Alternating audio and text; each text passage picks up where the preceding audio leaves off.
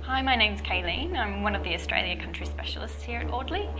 I was born and raised in southeastern Australia, and I've been lucky enough to have travelled to just about every corner of my home country. It takes around 24 hours to reach Australia from the UK, so it's worth spending some time on the ground once you're there to really make the most of your trip. I'd say that 12 to 14 days should give you enough time to see the highlights and get a really good feel for the country. There's never really a bad time to go to Australia. It's such a large place, and it actually does have two separate climate systems.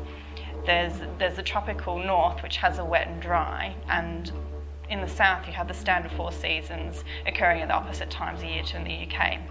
This means that really there's always somewhere to visit. But if you have your heart set on certain areas in the tropics, such as the Great Barrier Reef, for example, it's definitely worth keeping in mind that visiting Australia in the summer months do coincide with this region's wet season. Most trips to Australia use a combination of domestic flights, self-driving and small group excursions.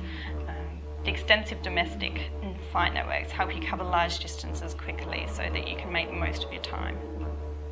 Self-driving is a great way to get a feel for the real Australia. You can meet some of the locals, and it gives you the flexibility to be able to take in the destinations at your own pace. A first-time trip to Australia is going to be different for everyone, but something I would certainly recommend considering.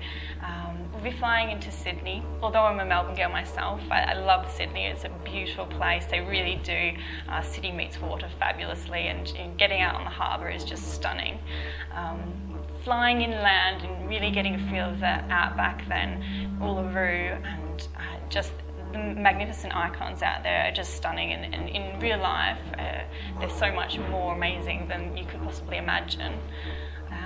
And then the other main attraction I think would be great for a first-time visitor is really the tropical north and the Daintree rainforest. The Daintree rainforest is the oldest rainforest in the world. It's just magnificent, and it comes right down to the coast, bordering on the Great Barrier Reef. It's the only place in the world where you have two heritage sites like that meeting.